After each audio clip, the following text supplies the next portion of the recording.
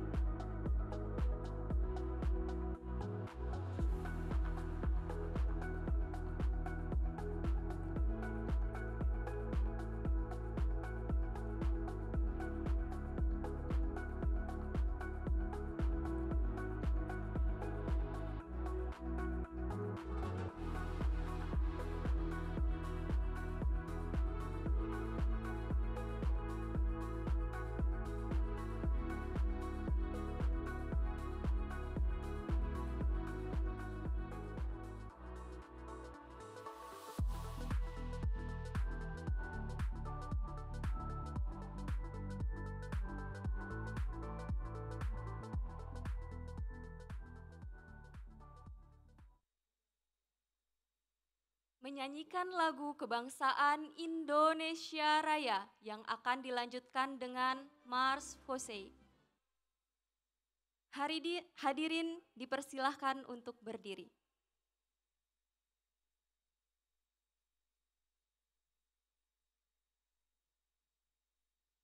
Menyanyikan lagu Indonesia Raya.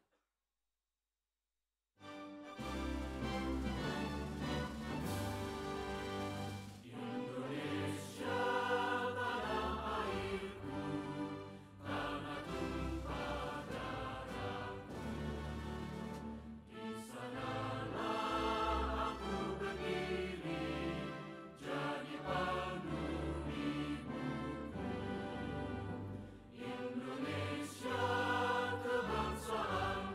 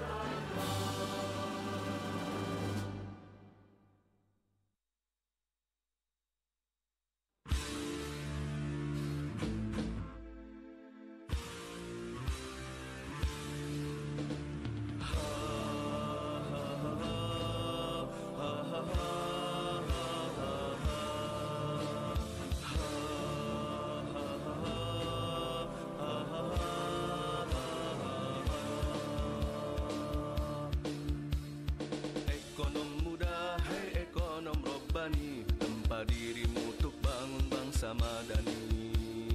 Ekonom cerdas, hei ekonom Robbani, mari mandiri kembangkan potensi.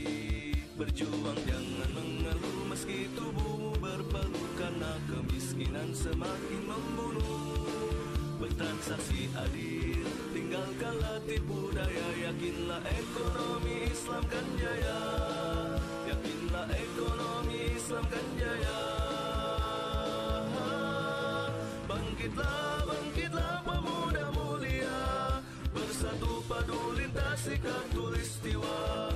Majulah hei ekonom Robbani, bisa menyembuhkan ekonomi dunia. Berbagi sesama bentuk nuraninya, yakin ekonomi Islam kan jaya. Berbagi sesama bentuk nuraninya, yakin ekonomi Islam kan jaya.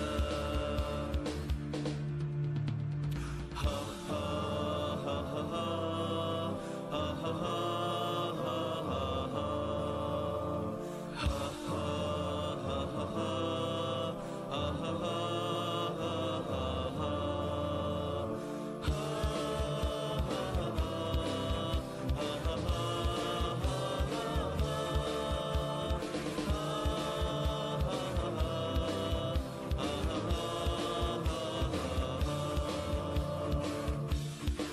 Berjuang jangan mengeluh meski tubuhmu berpeluh, karena kemiskinan semakin membunuh. Bertransaksi adil, tinggalkanlah tipu daya, yakinlah ekonomi Islam kan jaya. Yakinlah ekonomi Islam kan jaya. Bangkitlah, bangkitlah pemuda mulia, bersatu padu lintasi khatulistiwa. Majulah hei ekonom Robbani, bisa menyembuhkan ekonomi dunia. Bangkitlah, bangkitlah pemuda mulia, bersatu padu lintasi khatulistiwa. Majulah hei ekonom Robbani, bisa menyembuhkan ekonomi dunia. Berbagi sesama bentuk nuraninya, yakin ekonomi Islam kan jaya. Berbagi sesama bentuk nuraninya, yakin ekonomi Islam kan jaya. Ekonom muda, hei ekonom Robbani. Terima kasih, hadirin dipersilahkan duduk kembali.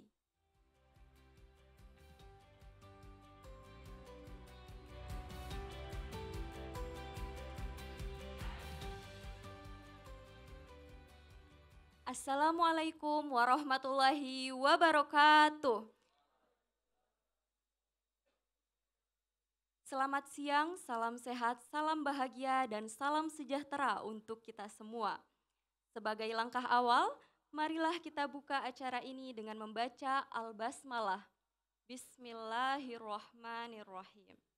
Yang terhormat, Bapak Ahmad Iqbal, Sekretaris Jenderal KA-FOSEI, Ibu Mega Oktaviani, SEI MSI Majelis Pimpinan Pusat KA-FOSEI, Bapak Syahid Irfan Mubarok, Komite Bidang Layanan Dukungan Bisnis KA-FOSEI, Bapak Yusuf Sahroni, Komite Bidang Layanan Dukungan Bisnis KA-FOSEI, Bapak Kindi Miftah, Ketua Bidang Sinergi Profesional KA-FOSEI, Saudara Muhammad Ali Ramadan dan Galih Abdul Rozak selaku Presidium Nasional FOSEI, serta seluruh peserta FOSEI Motivation Talks yang berbahagia. Alhamdulillah, puji syukur kita panjatkan kehadirat Allah Subhanahu wa Ta'ala atas rahmat dan izinnya kita dapat berkumpul di acara FOSEI Motivation Talks Syariahpreneurship yang bertema Syariah Entrepreneur, Siapa Takut. Tidak lupa pula sholawat beserta salam kita hadiahkan kepada baginda Nabi besar Muhammad Sallallahu Alaihi Wasallam.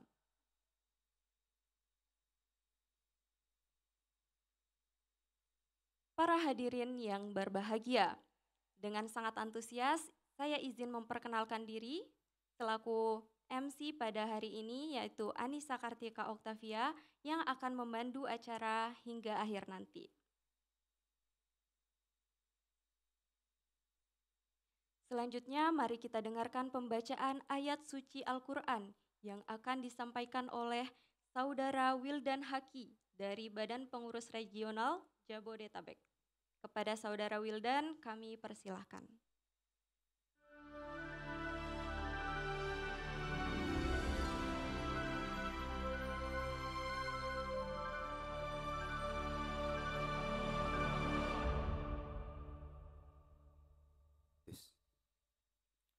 Bismillahirrahmanirrahim.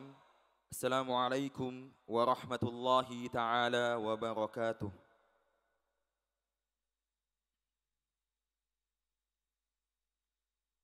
A'udzu billahi minasy syaithanir rajim. Bismillahirrahmanirrahim. يا أيها الذين آمنوا اتقوا الله وذروا ما بقي من الربا إن كنتم مؤمنين فإن لم تفعلوا فأذنوا بحرب من الله ورسوله وإن تبتم فلكم رؤوس أموالكم لا تظلمون ولا تظلمون وإن كان ذو عسرة فنظرة إلى ميسرة وأن تصدقوا خير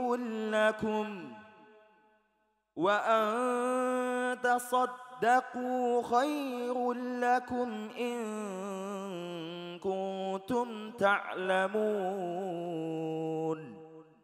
صدق الله العظيم. Assalamualaikum warahmatullahi taala wabarakatuh.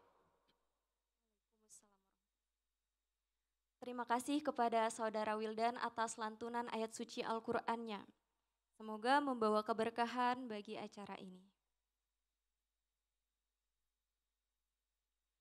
Baik, selanjutnya sambutan yang akan disampaikan oleh Saudara Muhammad Ali Ramadan selaku Presidium Nasional FOSEI. Kepada beliau kami persilahkan.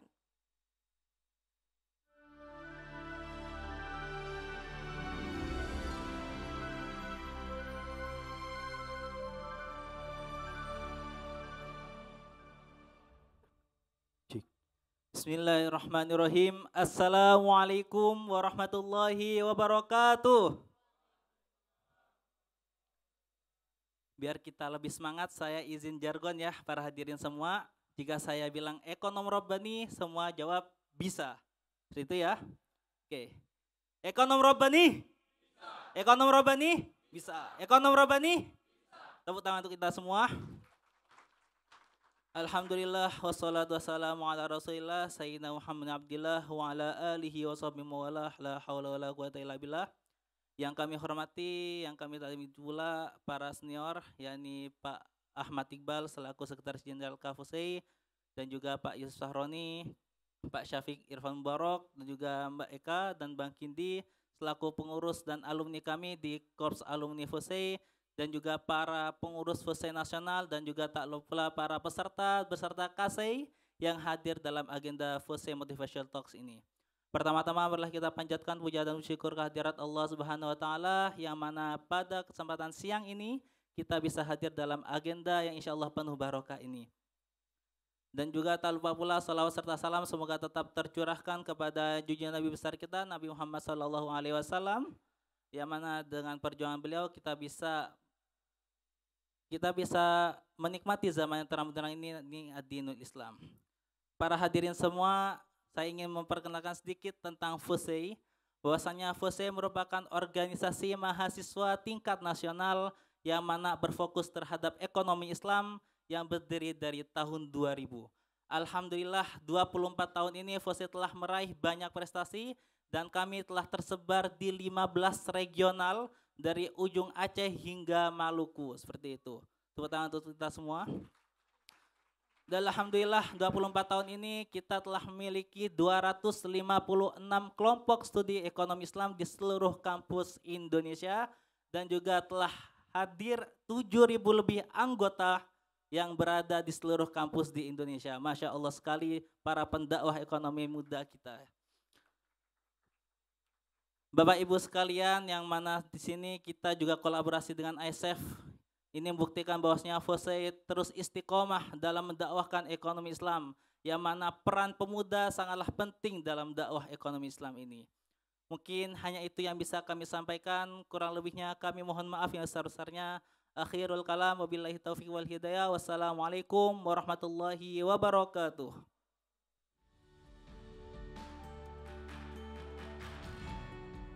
Terima kasih kepada Saudara Muhammad Ali Ramadan atas sambutannya.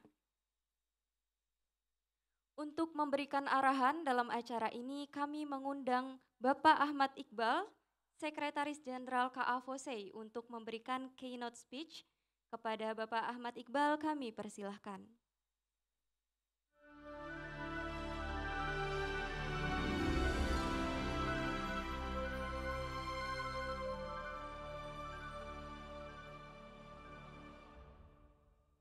Supaya agak rileks, saya ingin membacakan pantun untuk kita semua. Pergi belanja ke pasar 3, membeli pangan buat sekeluarga. Hati senang, jiwa gembira, bersua dengan adik-adik semua. Assalamualaikum warahmatullahi wabarakatuh. Alhamdulillahirrabbilalamin, wassalatu wassalamu ala asrafil anbiya'i wal mursalin, Sayyidina Muhammadin wa ala alihi wa sahbihi ajma'in ma ba'du. Yang saya hormati para Presidium Nasional, di sini ada Muhammad Ali Ramadan dan Galih, kemudian juga pengurus dari Majelis Pimpinan Pusat Korps Alumni FOSE, ada Ketua Sinergi Profesional, ada Kindi, kemudian juga dari Sinergi Pengusaha, dan juga nanti akan jadi pembicara pada kesempatan hari ini ada Syahid dan Yusuf, juga kemudian Sekretaris Dewan Pakar, Dr. Mega Oktaviani, dan juga adik-adik semua para pejuang ekonomi syariah yang saya hormati. Mudah-mudahan kita semua diberikan kesehatan dan keselamatan serta keberkahan sehingga semua aktivitas yang kita lakukan hari ini dicatat oleh Allah Subhanahu wa taala sebagai amal jariah yang sangat luar biasa. Rekan-rekan sekalian, saya sungguh agak berat kalau dikatakan bahwa harus diminta memberikan arahan. Ini udah kayak kementerian aja gitu ya. Jadi saya ingin mencoba sesuai dengan amanah yang diberikan ke saya. Seharusnya mungkin lain kali jangan panggil Bapak Ibu ya, kerasa tua kita ini semua, ya nggak ya Pak? Jadi panggil aja abang atau kakak lah gitu ya. Jadi dari Mas Ahmad Fauzi Nur sebagai Ketua Umum itu kebetulan berhalangan hadir karena harus tetap di Semarang. Jadi sehingga kemudian saya diminta untuk mewakili beliau menyampaikan beberapa informasi terkait dengan yang menjadi tema pada kesempatan siang hari ini dan peran dari Korps Alumni FOSE, bagaimana mengembangkan entrepreneurship, dan kemudian ini juga menjadi satu isu juga di Korps Alumni FOSE. Saya mungkin ada sedikit bahan paparan bisa ditampilkan. Baik. Jadi rekan-rekan sekalian, mungkin ini sedikit ada Korps Alumni FOSE itu didirikan tahun 2004 ketika aktivis FOSE itu belum semuanya lulus. Ya, karena FOSE itu berdiri pertama sekali itu di tahun 2000, maka generasi yang lulus itu mungkin juga baru menapak dunia profesional itu baru setahun 2 tahun. Belum jadi siapa-siapa.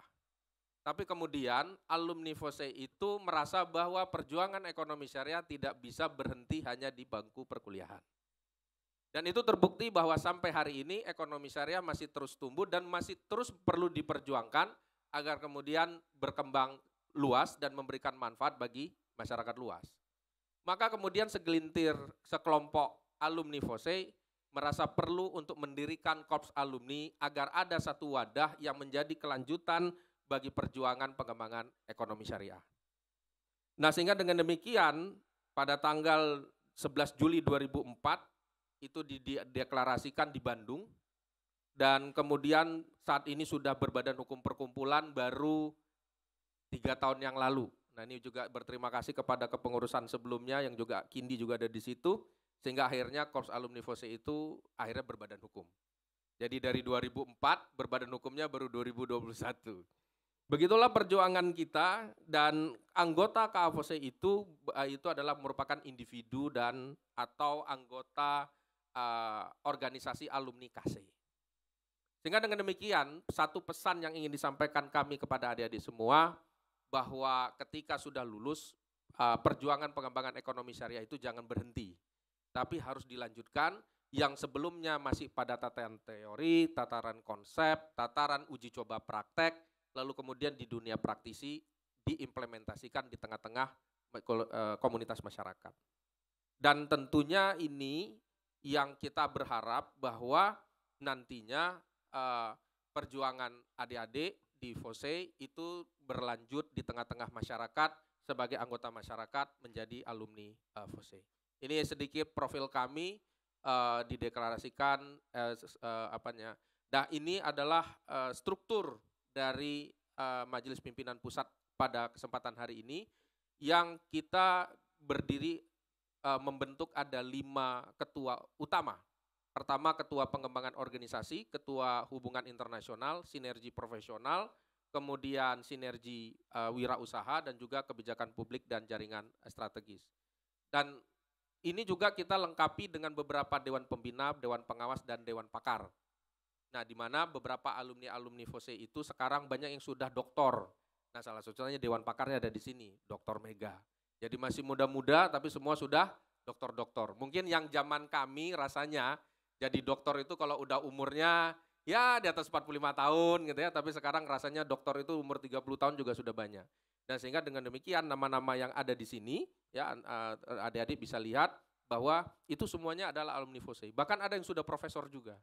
Ya, jadi ini merupakan ikhtiar yang luar biasa dari ketika menjadi aktivis ekonomi syariah, tidak akan berhenti dan akan terus mengembangkan profesionalnya dan turut mengembangkan ekonomi syariah. Tidak hanya profesor di dunia akademisi, tapi di dunia profesional misalnya sudah ada yang jadi direktur perbankan syariah, ada yang jadi group head, ada yang jadi vice presiden dan segala macam, jadi cukup banyak yang sudah terjadi. Nah, ini juga memberikan memberikan inspirasi mudah-mudahan bagi teman-teman bahwa kami pun yang saat ini ada, tidak pernah berpikir bahwa pencapaian itu bisa sampai setinggi ini. Tapi selalu dimulai pada keikhlasan dan ikhtiar tanpa pernah kenal lelah. Nah, komitmen itu yang harusnya dipegang oleh semua aktivis ekonomi syariah yang ada di FOSE, memperjuangkan ekonomi syariah, jangan berharap pada persoalan kenikmatan dunia, tapi dicarikanlah pada keikhlasan hati kita untuk menindaklanjuti yang menjadi perintah Allah dan Rasul-Nya. Insya Allah segala sesuatu kenikmatan dunia itu akan mengikuti. Nah, ini adalah beberapa tokoh kunci yang saat ini sekretaris jenderal, kemudian ada Mas Ahmad Fauzi Nur sebagai ketua umum dan Mas Afan Mawardi sebagai bendahara umum. Kalau ketua umum itu direktur utama BUMN, Mas Afan Mawardi ini vice president di Bank Syariah Indonesia. Nah, ini adalah para ketua-ketuanya dan ini juga orang-orang hebat semua, ya. Mas Jihadul Mubarak itu pengurus PP Muhammadiyah dan juga seorang pengacara. Mas Bayu Arifianto itu sekarang jadi presiden SDGs-nya Indonesia. Kemudian Mas Kindi Miftah di sini ada, sekarang levelnya apa, Bos? Vice President. Kemudian ada Mas Krishna Adityangga, salah satu CEO startup yang sudah mendapatkan venture capital dari Jepang. Kemudian juga ada Mas Irsyad Al-Ghifari yang saat ini ada di grup Alami Group.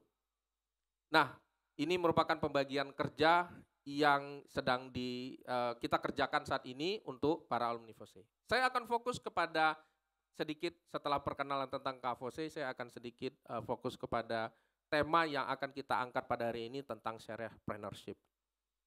Nah, kalau kita melihat ekosistem ekonomi dan keuangan syariah yang disusun oleh Komite Nasional Ekonomi dan Keuangan Syariah, dan ini juga sudah diampu oleh berbagai macam kepentingan ekonomi syariah di Indonesia, maka ekosistem ekonomi dan keuangan syariah pelaku utama terbesarnya itu ada di tengah, yaitu pelaku usaha itu sendiri, sepelaku usaha sektoril.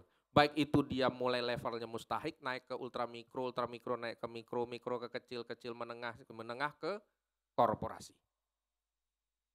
Jadi perkembangan ekonomi dan keuangan syariah ini mau kita dorong sebagaimanapun besar, tanpa kemudian ada pelaku usaha yang menindaklanjuti itu, maka ekonomi syariah tinggal konsep.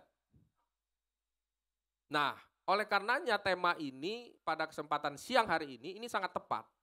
Ketika kemudian pemerintah sudah menyiapkan kebijakan, ya, kemudian kebijakan yang sudah disiapkan di dalam undang-undang rencana pembangunan jangka panjang, itu sudah memasukkan ada substansi ekonomi syariah di dalamnya.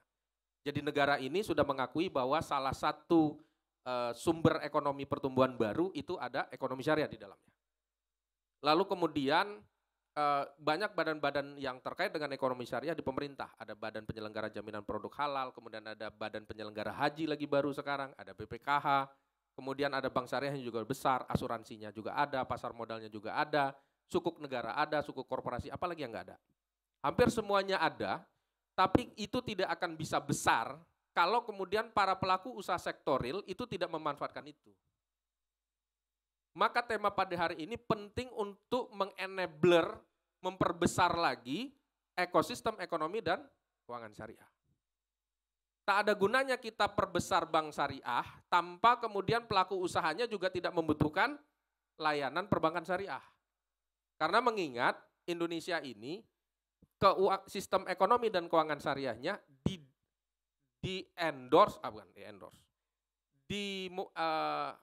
didorong oleh kebutuhan sektorilnya, bukan karena kekuatan kebijakan yang dibangun oleh pemerintah. Maka keberadaan pelaku usaha untuk mau masuk ke industri halal, mau menggunakan produk-produk keuangan syariah, itu akan memperbesar sizing dari ekosistem ekonomi dan keuangan syariah. Walaupun kemudian kita akan bertanya, kalau kemudian pengusaha muslim, baik itu pengusaha muslim maupun pengusaha non-muslim dari Indonesia yang menggunakan konsep bisnis syariah dan akad-akad syariah, maka kemudian dampaknya seperti apa secara ekonomi nasional? Kan begitu ya? Ada hal yang sangat berbeda, mungkin nanti bisa disampaikan oleh Syahid dan Yusuf. Kalau pada konsep pengusaha di Islam, maka pasti mengenal yang namanya bahwa setiap pengusaha itu harus memberikan zakat. Setiap pengusaha itu harus memberikan manfaat sosial kepada yang lain. Karena para sahabat yang menjadi pengusaha pun mencontohkan itu. Bagaimana Abdurrahman bin Auf, sekaya-kayanya beliau itu tidak ingin mengumpulkan harta di tangannya. Tidak ingin mengumpulkan harta di hatinya. Sebegitu juga Utsman bin Affan. Begitu juga Umar bin Khattab. Begitu juga Abu Bakar As-Siddiq. Semuanya itu kan pengusaha kaya raya semua. Tapi tidak pernah mereka memegang harta itu ada di tangannya mereka sendiri. Kenapa? Karena Rasul sudah mengatakan, di akhirat nanti orang kaya raya yang memegang hartanya, maka itu akan dipertanggungjawabkan sebanyaknya harta yang dia pegang. Tapi kalau kemudian harta itu diserahkan kepada yang lain, maka pertanggungjawabannya cepat selesai. Maka salah satu karakter seorang pengusaha muslim adalah dia tidak ingin kaya sendirian. Allah memang menitipkan rezeki kepada para pengusaha-pengusaha, maka para pengusaha ini luar biasa hebat rezekinya, Allah sudah menakdirkan demikian dengan keberkahan yang diberikan kepada mereka. Tapi kemudian mereka selalu ingin hartanya itu berputar. Ini yang agak berbeda dengan kapitalisme. Ketika kita ngomong berbicara kapitalisme yang memang dunia saat ini lebih banyak didominasi pada persoalan tersebut, harta itu selalu menumpuk pada sekelompok orang yang disebut dengan kapitalis. Yang kemudian perlu didorong dengan ada program SDGs lah, program CSR lah, program whatever is name lah. Tapi seorang pengusaha muslim gak usah dibilang begitu, sudah dalam DNA-nya, dia pasti akan mengeluarkan zakat, dia pasti akan mengeluarkan manfaat yang sebesar-besarnya bagi masyarakat. Oleh karenanya secara pertumbuhan ekonomi, harta yang mengalir dan berputar terus-menerus itu akan meminimalkan terjadinya krisis keuangan yang terlalu dalam. Belum lagi ketika pengusaha tersebut menggunakan akad-akad bagi hasil, akad-akad murabahah yang berbasis sektoril, ini sebenarnya akan memperteguh sistem stabilitas ekonomi dan keuangan. Nah, ini ada beberapa sumber referensi yang secara kajian akademik itu sudah terbukti. Nah, tinggal kita perlu membuktikan secara faktualnya ini bisa terjadi atau tidak. Nah, kuncinya apa? Menambah jumlah pengusaha muslim yang mengerti dan memahami bagaimana mengelola bisnisnya sesuai syariah. Dan demikian, saya berharap wajah-wajah muda yang ada di sini, mungkin beberapa sudah mulai berbisnis secara kecil-kecilan. Saya berharap 10 atau 15 tahun lagi kita bertemu tapi sudah dalam kondisi yang berbeda karena antum sudah mulai menjadi pengusaha dan membuka lapangan pekerjaan bagi yang lain. Dan juga memberikan keberkahan yang luar biasa hebat kepada komunitasnya. Oleh karenanya, kami juga memulai dari Korps Alumni FOSE, memulai untuk mengempowerment dan memberdayakan alumni-alumni FOSE yang pengusaha. Maka oleh karenanya ada ketua sinergi pengusaha di periode ini. Dan kami menghimbau nanti kepada alumni-alumni FOSE yang pengusaha untuk segera merapat, ya. Kita bangun kebersamaan dan semangat yang sama untuk mencapai cita-cita bagaimana pengusaha muslim yang berkah itu bisa bertumbuh tetapi juga memberikan manfaat yang luar biasa. Oleh karenanya KAFOSE saat ini untuk membantu alumni-alumninya kami menjalankan 3 azas, 3 fokus dalam 3 tahun atau disingkat dengan 3-on-3. Bahwa KAFOSE itu akan menjadi wadah untuk memfasilitasi sesama alumni maupun alumni ke FOSE. Yang kedua, menjadi tempat bertemu semua pengusaha-pengusaha yang alumni FOSE agar memberikan manfaat langsung kepada alumni tersebut. Jadi kita berharap alumni FOSE yang pengusaha pun bisa tumbuh bisnisnya, bisa bertambah usahanya, dan bisa berkembang usahanya serta memberikan manfaat yang luar biasa. Dan terakhir, bahwa kami juga akan menjadi akselerator bagi pengusaha-pengusaha yang alumni FOSE di dalam kepengurusan ini di 3 tahun mendatang. Nah, ini adalah beberapa program kecil yang kami sedang dorong. Pertama, di Komite Bidang Kerjasama Antar Organisasi Pengusaha itu akan menjalin kolaborasi dengan lembaga ekonomi dan bisnis. Yang kedua, di Komite Layanan Dukungan Bisnis ini ada podcast dan silaturahim. Dan ini salah satunya, para pengusaha alumni FOSI pun hadir pada hari ini untuk memberikan inspirasi bagi adik-adik semua bahwa profesi pengusaha itu sangat mulia dan sangat penting bagi pengembangan ekonomi dan keuangan syariah. Dan nantinya ini yang kita rencanakan bahwa para pengusaha-pengusaha muda itu akan kita kumpulkan dalam Karnaval Pengusaha Muslim Muda yang nanti dalam bentuk seminar, workshop, coaching, investment, dan expo untuk sama-sama saling bahu-membahu, bergandengan tangan, mengembangkan pengusaha-pengusaha muslim yang barokah, yang juga yang cuan dan berkah. Nah, itu yang paling enaknya tuh. Tidak hanya cuan, tapi juga berkah. Yang kemudian dia memberikan contoh bagaimana bisnis syariah itu bisa diterapkan, yang memberikan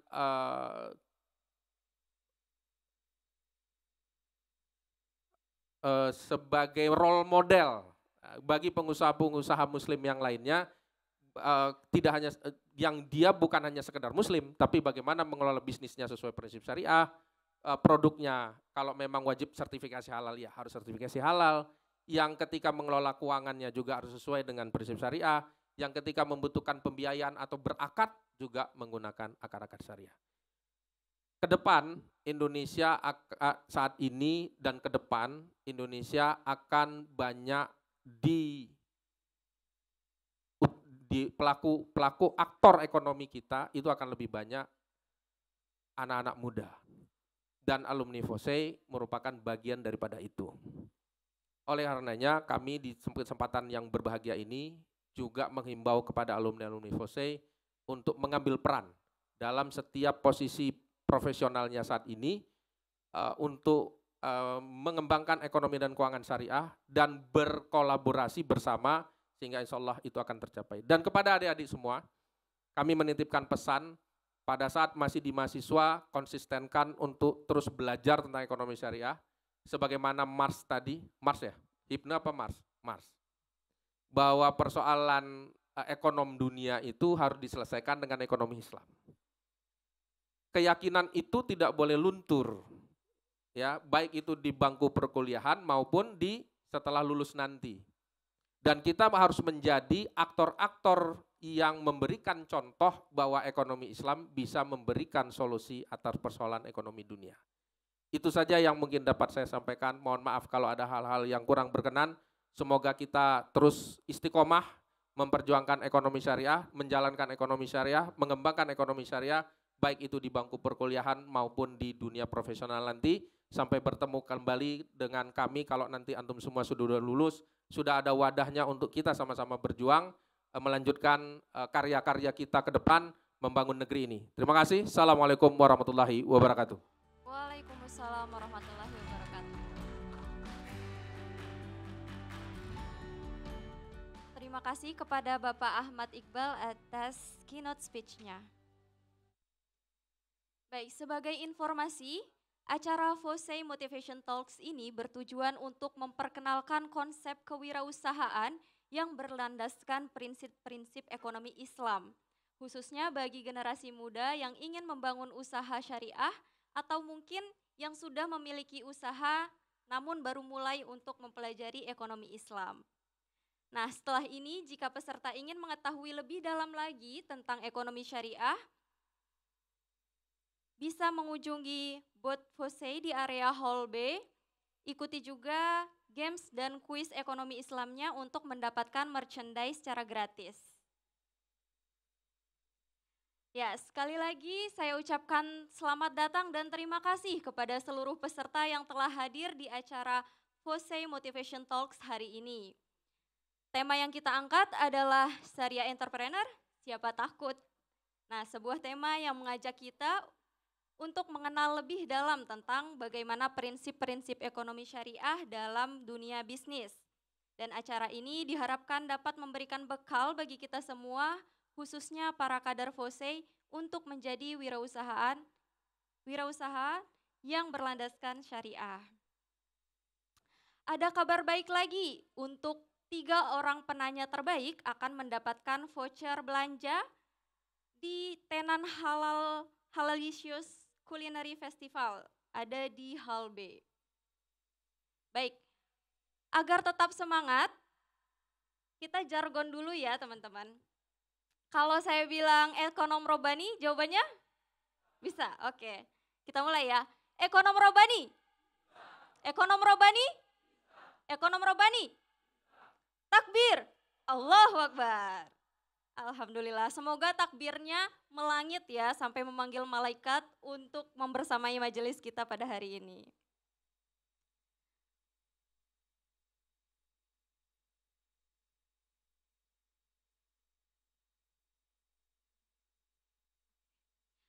Baik, para hadirin sekalian, sebelum dimulainya acara seminar pada siang hari ini, saya akan memperkenalkan terlebih dahulu moderator yang akan membantu acara diskusi, yaitu Pres Galih Abdur Rozak. Beliau adalah Presidium Nasional FOSEI 2023-2024. Saat ini Pres Galih merupakan mahasiswa ekonomi Islam di Universitas Diponegoro yang memiliki komitmen kuat dalam pengembangan kepemimpinan serta komunikasi. Sepanjang perjalanannya, Pres Galih telah aktif dalam organisasi dan berhasil meraih berbagai penghargaan bergengsi, termasuk sebagai Leader of the Year di Fakultas Ekonomi dan Bisnis Undip pada tahun 2022. Selain itu, Pres Galih adalah pemenang dalam berbagai kompetisi isai dan penelitian ekonomi Islam tingkat nasional yang menunjukkan ketertarikannya yang mendalam pada inovasi bisnis dan analisis data. Baiklah, langsung saja kepada Pres Galih saya persilahkan. Mari kita beri tepuk tangan yang meriah untuk Galih Abdul Rozak.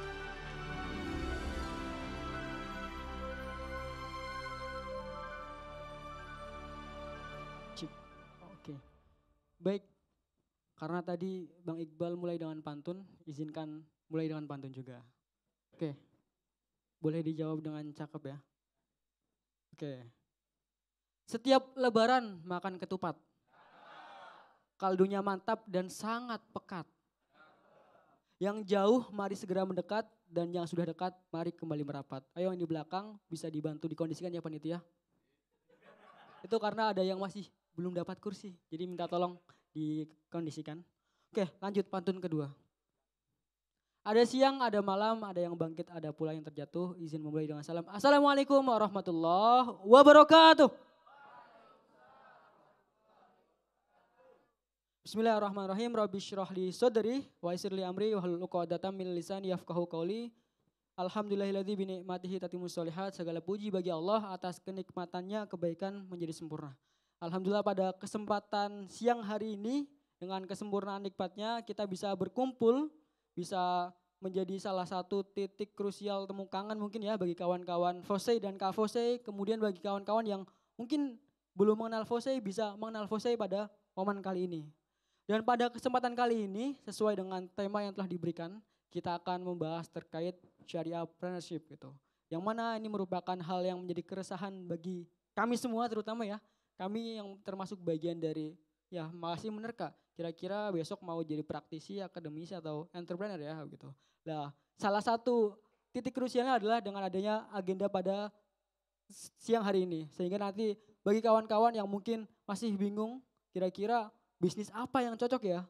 Atau saya mending langsung jadi dosen atau mau jadi praktisi, akademisi dan seterusnya. Semoga dengan adanya agenda pada siang hari ini bisa memantik kawan-kawan semua untuk lebih tertarik kembali dalam dunia entrepreneurship, terutama syariah entrepreneur. Dan pada kesempatan kali ini izinkanlah saya, Galih Abdul Rozak, sebagai perwakilan dari FOSEI, dan di sini kami akan memandu sesi talk show. Kita akan sharing dengan para pembicara yang tentunya kita akan coba gali satu persatu bagaimana pengalamannya dalam dunia bisnis. Karena lagi-lagi untuk menjadi seorang pebisnis tidak bisa instan, tidak bisa instan. Karena lagi-lagi kebanyakan kita adalah seorang yang pragmatis, untuk itu jangan sampai mindset itu tertanam gitu. Nanti kita akan coba gali lebih dalam, bagi kawan-kawan yang ada pertanyaan bisa disampaikan nanti dan kemudian diperhatikan sebaik mungkin agar bisa lebih konkret lagi ya gagasan kita. Oke, sebelumnya kita akan memperkenalkan para pembicara kita. Jadi pembicara kita ada tiga. Yang pertama ada Kang Krisna Adityangga, tapi qadarullah beliau tadi konfirmasi belum bisa hadir di agenda pada siang hari ini dan digantikan oleh Kak Afose juga, senior kami juga, ya kakak kami juga, yaitu Kak Mega. Kemudian yang kedua ada Kak Syahid Irfan Mubarok, dan ada Kang Yusuf gitu ya. Jadi tiga pembicara ini memiliki expertise di bidangnya masing-masing gitu. Tentunya kita tahu bahwa bisnis ada banyak jenisnya. Nanti Kang Syahid akan menjelaskan bagaimana bisnis yang beliau tekuni. Beliau fokus di kuliner. Kang Syahid fokus di kuliner dan dulu beliau merupakan seorang presidium nasional FOSEI pada tahun 2015. Jadi fokusnya di ekonomi Islam kemudian terjun di dunia bisnis. Nanti kita akan gali lebih dalam terkait Kang Syahid dan bagaimana dinamika seorang syariah entrepreneur. Kemudian ada Kang Yusuf Sahroni.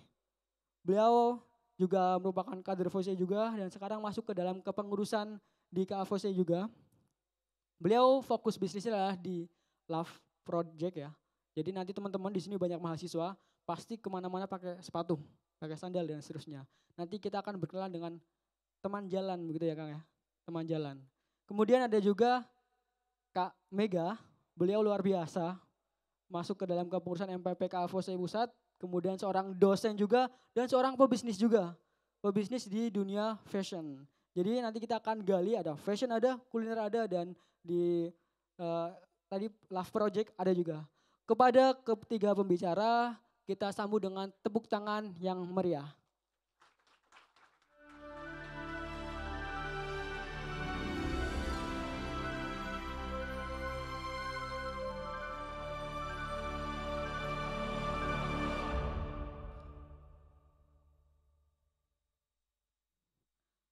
Baik, di sini kami sudah bersama dengan ketiga pembicara yang tentunya luar biasa ya. Sebelum kita mulai, kita coba cek sound dengan pantun lagi ya. Jadi kita menanyakan kabarnya dengan pantun. Boleh dijawab dengan pantun juga, boleh tidak juga, silahkan. Oke, boleh kita mulai dengan pantun. Ke Jakarta membeli ikan tuna. Lanjut ke Jogja membeli bakpia. Bagaimana kabar kakak dan abang semua? Semoga selalu bahagia. Amin. Oke, sebelum kita mulai masuk ke pemaparan atau sharing pertanyaan terkait dunia bisnis, boleh nih disampaikan dulu bagaimana kabarnya dari Kak Mega, kemudian Kang Syahid dan Kang Yusuf, boleh?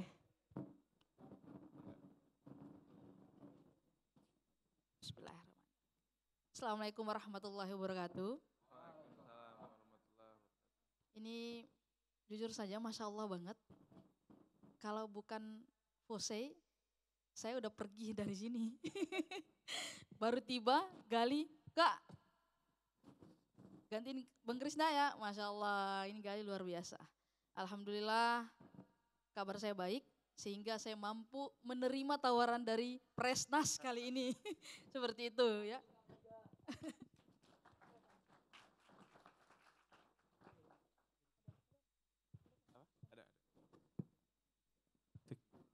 Bismillahirrahmanirrahim. Assalamualaikum warahmatullahi wabarakatuh.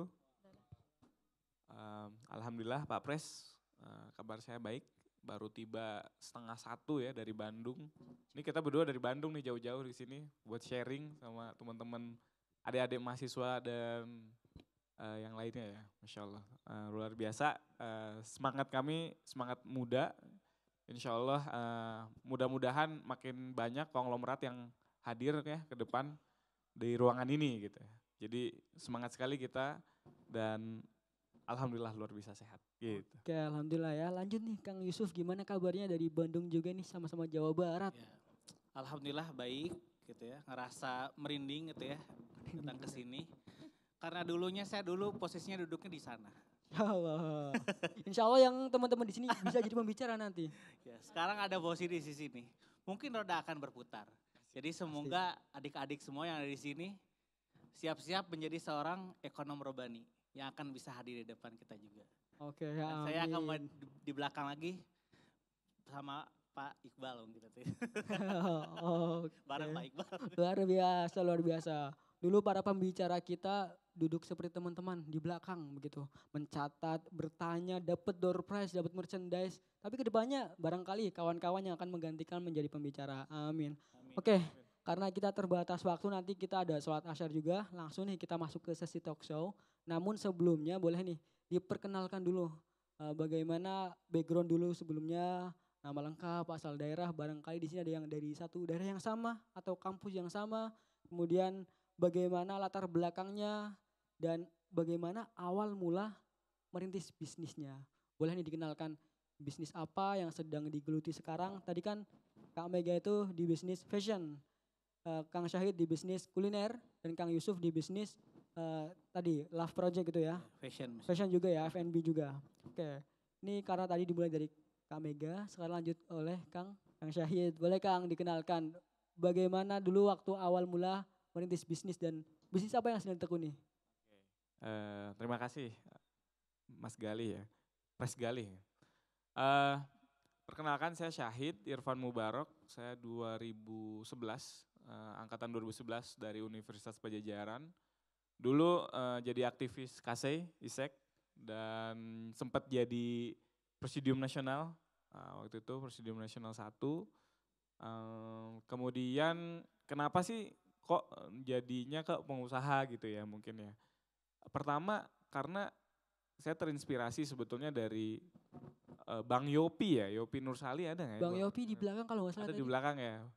Saya tuh kan dulu waktu jadi Presnas ini ya, sering apa ya, ketemu sama direktur-direktur Bank Syariah, OJK, Bank Indonesia dan lain-lain yang keren-keren gitu ya. Ya tadi seperti yang Bang Iqbal bilang tadi, ekonomi syariah ini tidak akan tumbuh atau ya segitu-gitu aja kalau misalnya pengusahanya juga nggak membutuhkannya gitu. Jadi beliau bilang yang dibutuhkan sekarang ini pengusahanya gitu ya. Nah alhamdulillah dari sejak semester 2, waktu saya di kampus tuh semester 2 karena memang kepepet kali ya. Jadi uang yang dikasih orang tua seadanya gitu kan. Nah mahasiswa kan gak boleh mengeluh ya, pantang mengeluh. Ya mau gak mau kita belajar bisnis kecil-kecilan gitu. Sama lah karena di Bandung itu ada Cibaduyut gitu ya. Saya jadi reseller dulu tuh, reseller sepatu gitu-gitu. Terus nyambung lanjut bisnis percetakan karena kan di mahasiswa dulu sering ada acara-acara ya, seminar dan lain-lain. Nah, saya yang masukin ke situ. Minta uang ke orang tua tuh 7 juta waktu itu buat beli printer dan lain-lain. Alhamdulillah habis ya uangnya. Pakai jajan. Nah, sejak saat itu ibu saya nggak percaya sama saya untuk bisnis gitu. Allah ini mah uangnya dipakai terus gitu. Lanjut ke ini sejak waktu itu ini kakak saya kan bisnis di otomotif ya. Kemudian kebetulan keluarga saya banyak di bisnis gitu walaupun bukan bisnis yang besar-besar. Nah, kebetulan juga di Fosei kan waktu dulu kalau terbang ke Riau, ke Jambi, ke mana ya, ke Sulawesi itu kan butuh uang ya. Nah, nggak mungkin kita ngandelin uang jajan dari orang tua ya. Uang kas Fosei juga pas-pasan waktu itu. Ya kita kerjasama banyak tapi sambil bisnis itu yang bikin kita ngerasa survive, kita ngerasa wah saya bisa nih mahasiswa punya penghasilan dan itu benar-benar ngebantu kepercayaan diri juga ya. Jadi semua teman-teman mahasiswa kalau bisa dari sejak muda udah bisnis ya itu udah keren banget sih. Jadi luar biasa sampai sekarang itu dihitung-hitung wah 2011 sampai sekarang 2024 13 tahun saya bisnis gitu. Walaupun awal-awalnya mungkin serabutan ya, bisnis ini. Sampai mungkin akhirnya titik ininya di COVID. Waktu di COVID itu 2020, partner saya ngajakin untuk bisnis kuliner, namanya Cimol Bojot AA. Nah kalau teman-teman tahu Bernadia ya, Bernadia itu suka cimol, nah itu cimol kita yuk yang disukai sama Bernadia gitu. Makanya suka disebut Cimol Bernadia gitu. Padahal ya enggak juga sih, kita juga enggak kenal sama Bernadia gitu. Jadi alhamdulillah sekarang ya ini ya seiring berjalannya waktu pelan-pelan sekarang kita udah ada 250-an lah karyawan di Cimol Bojot AA ini gitu. Sehingga senang sekali gitu punya dampak yang luar biasa nggak cuma untuk pribadi tapi dampak sosial. Mungkin yang tadinya tetangga-tetangga kita tidak ada kerjaan. Karena di Bandung terutama di saya ini di Cicadas ya, itu banyak sekali slum area ya. Slum area itu jadi orang tuh udah usia lanjut gitu ya, mungkin di atas 40 tapi dia nggak tahu mau ngapain. Akhirnya ya udahlah kita bantuin kita, misalkan metikin daun jeruk lah, ada yang bikinin ngebuledin cimol gitu dan lain-lain kayak begitu. Ya seru lah, nanti kita bahas bareng-bareng. Oke, pengantar yang luar biasa ya. Tepuk tangan untuk Kang Syahid, luar biasa. Ini baru satu pembicara, baru kulitnya. Nanti kita akan gali lebih dalam lagi. Tadi sekilas memberdayakan banyak orang juga ya. Berarti masuknya ke syariah sociopreneur begitu. Iya, jadi karena menggait orang-orang lain juga. Insya Allah kebermanfaatannya akan jangka panjang. Karena kebaikan akan melahirkan kebaikan yang berkesinambungan. Oke, semoga teman-teman udah mulai terpatik ya untuk bertanya nanti. Tadi baru Kang Syahid, selanjutnya nih boleh dari Kang Yusuf, boleh dilanjutkan perkenalan tadi. Oke, bismillahirrahmanirrahim. Assalamualaikum warahmatullahi wabarakatuh. Baik adik-adik semua, jadi kalau misalkan awal mula nih, saya ini seorang Yusuf Saroni tinggal di Cibaduyut gitu ya. Terus juga, suara apa nih? Dan juga ibaratnya dari kota Cibaduyut gitu ya, yang dimana kotanya tuh emang terkenal dengan kota sepatu kalau teman-teman tahu gitu. Terus orang tua saya tuh pengennya dulu tuh pengennya saya kuliah tuh di pokoknya yang ada agamanya dulu tuh. Apa yang ada agamanya ya? Udah masuk tarbiyah katanya. Duh, jadi guru ya. Bingung saya jadi guru. Saya takut jadi guru karena harus sosok pendidik, saya takut. karena saya belum bisa menjadi seorang pendidik saya gitu. Akhirnya yang ada duitnya deh apa ya? Oh, ekonomi ya. Ekonomi syariah. Ada perbankan. Nah, di sana tuh mulai tuh. Masuk perbankan syariah di Unisba. Nah, di sana tapi muncul tuh bibit-bibit saya sebagai tukang cari duit. Nah, jadi dulu saya jadi ketua kelas dulu. Ketua kelas terus ada dosen saya deketin, Bu, butuh ini ya, anak-anak harus beli buku ibu ya. Ya, biar sama saya aja dikoordinir. Ambil kortingnya sedikit. Iya. Oh ya udah sana. Kalau enggak sama kamu aja, oh siap Bu, berapa Bu harganya? Sekian, siap Bu, nanti saya koordinasikan. Nah dari sana bibit-bibit ekonomi muncul. Iya. Dari sana, mungkin dari yang hal kecil juga anak-anak suka malas beli buku gitu ya. Akhirnya sama saya dikelompokin juga. Saya beli ke toko buku gitu ya. Mulailah mungkin kalau sekarang ada Just Tip gitu ya. Nah dari sana lulus ya mulai juga berorganisasi. Alhamdulillah sampai puncak di Presiden Mahasiswa jadi dulunya. Terus juga saya nggak bisa sampai FOSE karena sampai komunitas aja, sampai kayak saya aja karena bentrok gitu ya. Tapi seru gitu ya.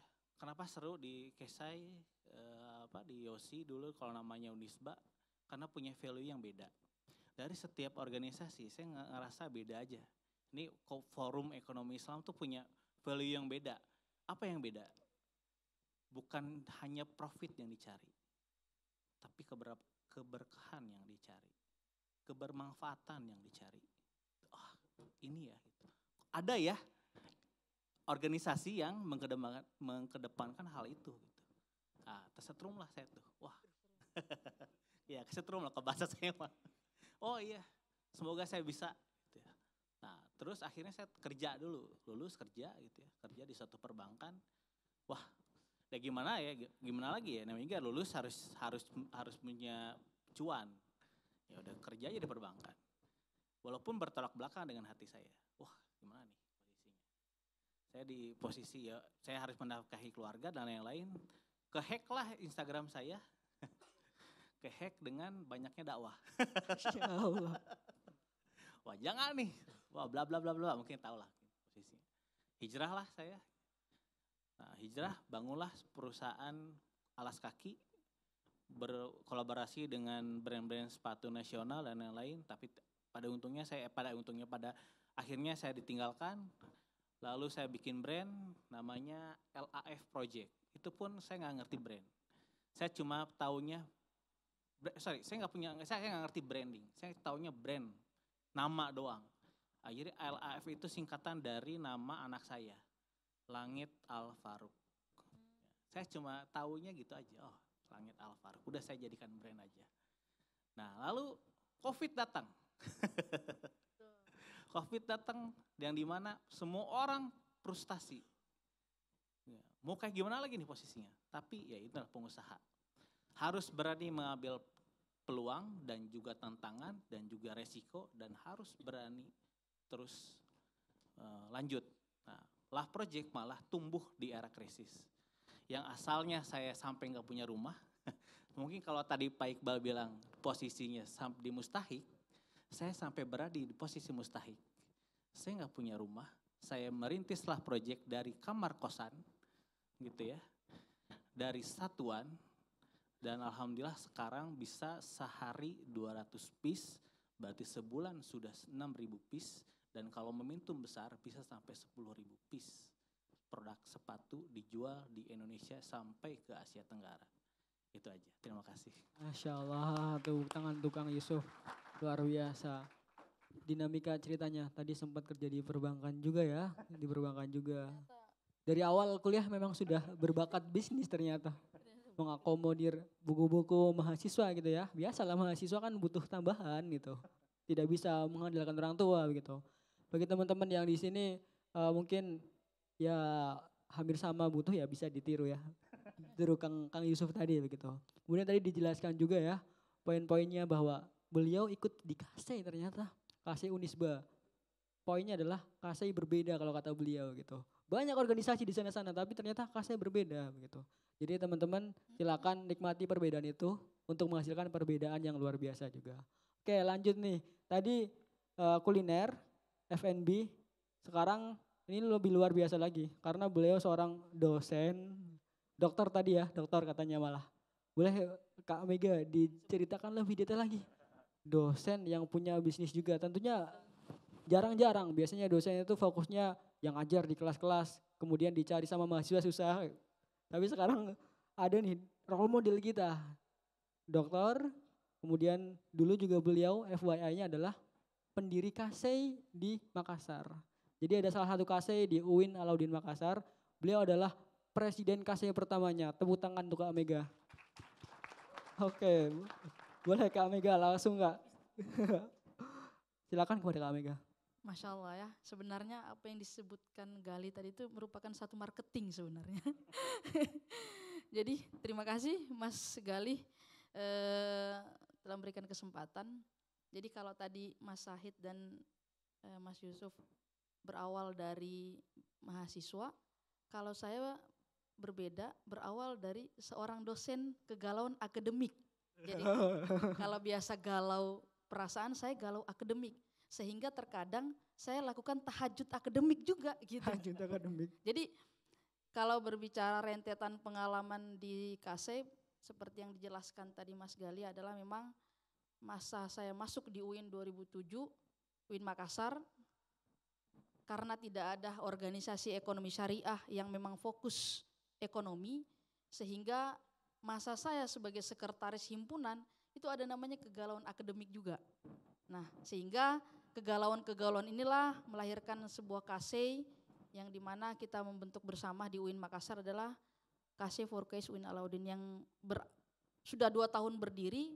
Kita baru dijemput untuk mendaftarkan ke FOSEI karena sebab kita buta, tidak pernah tahu bahwa di sana tuh di regional Sulawesi Selatan ada FOSEI. Sehingga baru didaftarkan dari KASEI berdiri 2009 di UIN Makassar itu baru terdaftar di tahun 2012.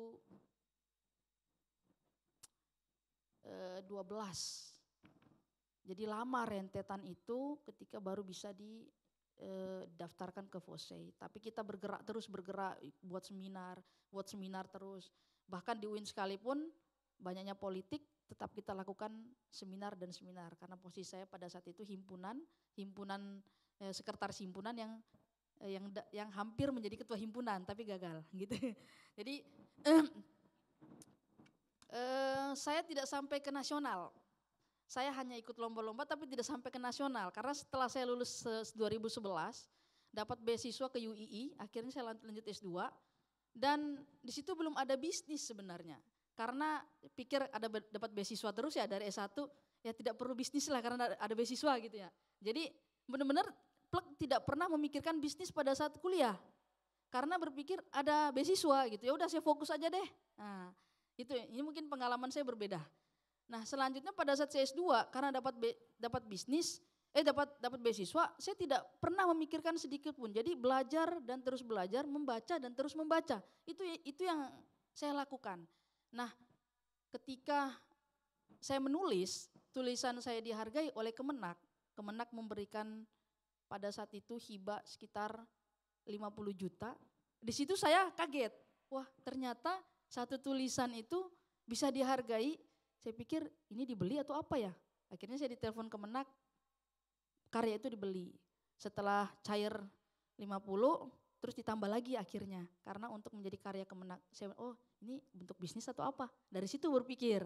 Nah setelah itu belum ada berpikir bisnis sampai saya jadi dosen. Tapi ada kegalauan akademik lagi. Kegalauan akademik ini mulai resah, ngajar teori itu kok seorang dosen tidak punya aktualisasi, tidak punya praktik. ngomong-ngomong di kelas, ngomong bisnis tapi nggak ada praktek gitu kan. Ini namanya kegalauan akademik. Nah, masa COVID itu adalah masa saya S3. S3 beasiswa lagi.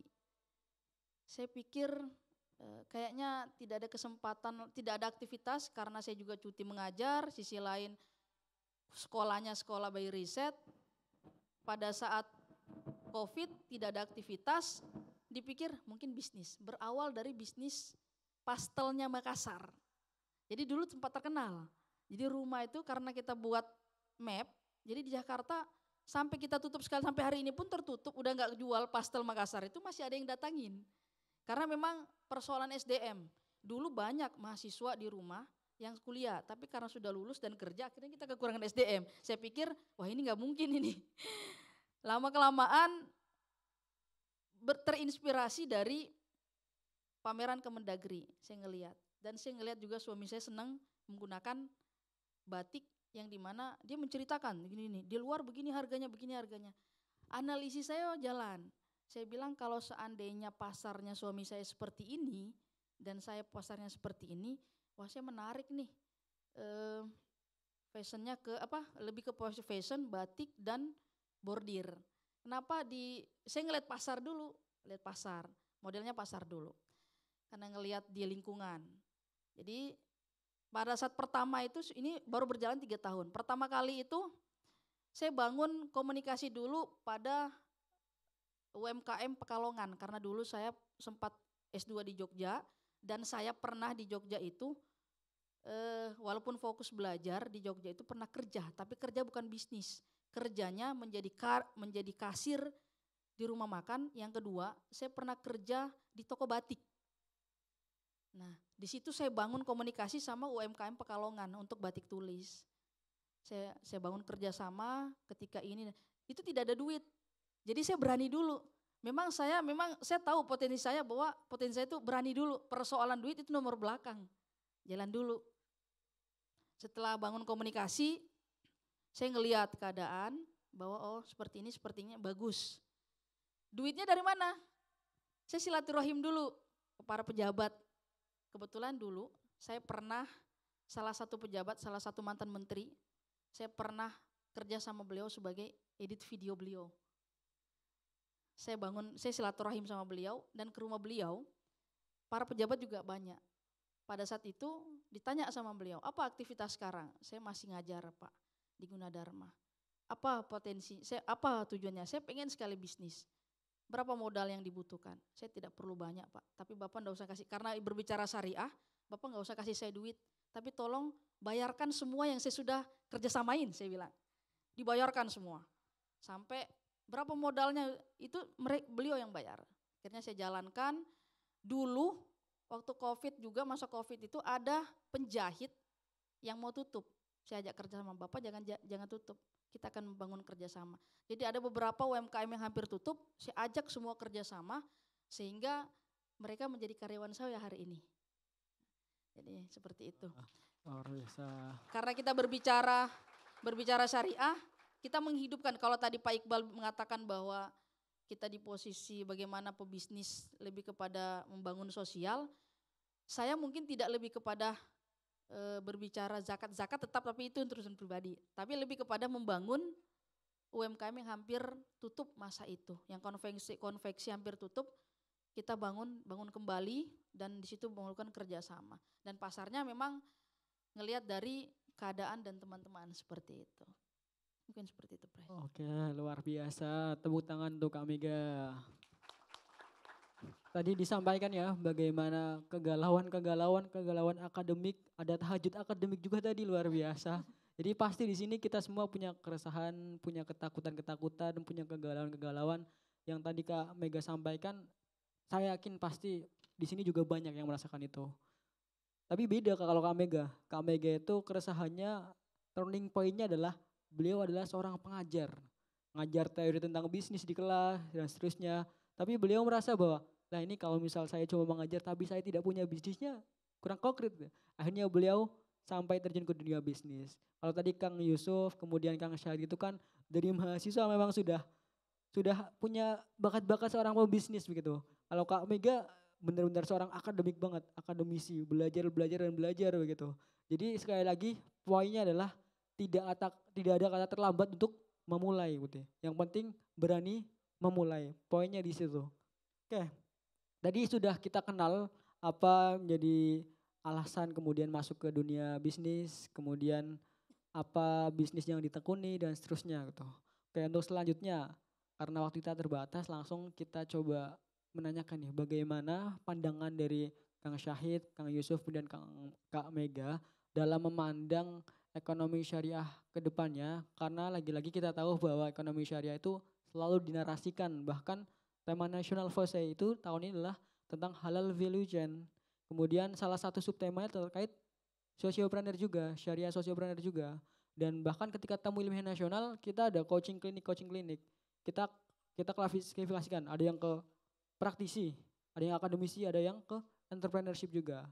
Jadi bagaimana dari Kak Mega, Kang Yusuf dan Kang Syahid memandang ekonomi syariah di Indonesia, ekosistemnya dan kira-kira sektor apa saja yang memiliki potensial besar untuk kita garap tapi kebanyakan kita lupa begitu. Mungkin itu pertanyaannya. Bisa dimulai dari Kang Yusuf, boleh. Yang kebanyakan orang lupa untuk menggarap sektor itu. Bismillahirrahmanirrahim. Nah, kalau dari saya sih, kalau pandangan saya soal ekonomi Islam tentunya optimis ya. Optimis? Optimis pastinya. Karena kita tinggal di mayoritas orang muslim. Ya. Di mana keresahan muslim itu adalah konsepsi halalnya. Ya. Apalagi sekarang nih, di era sekarang banyak ya informasi gitu ya. Kita nggak tahu ini produknya halal atau enggak. Gitu. Contoh. Ada suara ya. Nggak tahu saya bisa dari mana.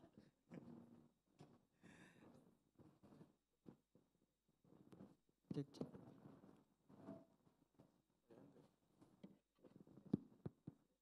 Ada suara ya? Ada. Contohnya, sekarang apa-apa kalau saya mau sarapan gitu ya, carinya nggak di Google, carinya di TikTok. Bener nggak? Sarapan pagi di daerah ini, searching lah, bread gitu kan, broad konten, bread gitu. Nah, pertanyaannya, apakah kuliner itu sudah halal atau belum? Apakah konsepsi cara pengolahannya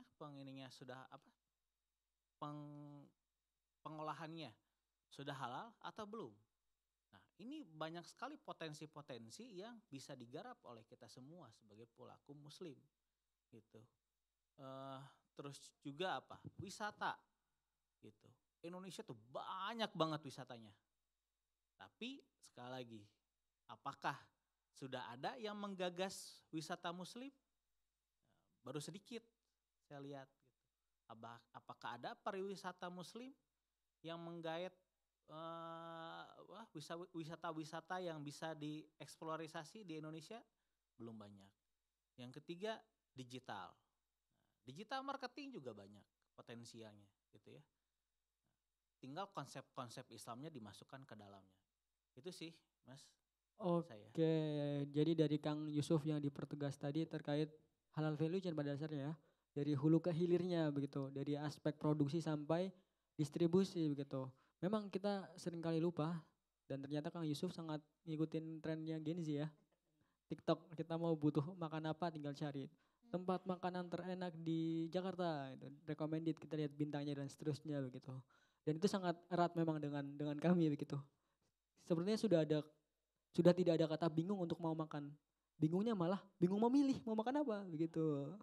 Oke, kalau dari Kang Syahid tadi, dari Kang Yusuf digital juga ya, digital kemudian terkait kehalalan dan seterusnya. Kalau dari Kang Syahid mungkin atau ada pembeda atau mau ditambahkan lagi, kira-kira apa nih yang seringkali dilupakan oleh kita untuk kita garap? Ya benar. Sebenarnya bisnis tuh dari mulai popok bayi sampai tank baja sampai roket tempur juga di semuanya tuh ada aja gitu peluang tuh. Tinggal temen-temen itu kalian deketnya di apa gitu ya. Misalnya Kalau kalau ada orang yang seneng jajan makanan bisa jadi bisnis makanan misalnya. Kalau ke kami kan di bisnis makanan tradisional ya. Walaupun mungkin Cimol Boyota ini gerobakan konsepnya tuh. Jadi di Bandung Raya tuh ada beberapa titik gitu ya. Tapi kita ngelihat bahwa problems di masyarakat itu, gerobakan itu image-nya apa sih? Kotor, tidak higienis, nggak ada halalnya. Oh boro-boro ngomongin halal ya. Cuci tangan juga enggak gitu ya. Kembalian gitu ya kalau kita ini habis itu ngulenin, wah itu makin nikmat lah gitu ya. Ya ke arah sana sebetulnya. Di hal-hal yang deket sama teman-teman aja gitu. Nggak usah mikirin apa ya, nggak usah. Pikirin aja yang deket sama teman-teman apa, yang bisa jadi kalian solve problems. Inti dari bisnis itu adalah solving problem sih. Apa yang ada masalah, tapi orang itu belum bisa pecahkan. Dan teman-teman belajar untuk bikin prototype gitu. Nggak usah, emang sih pengusaha itu kan mimpinya setinggi langit ya biasanya ya.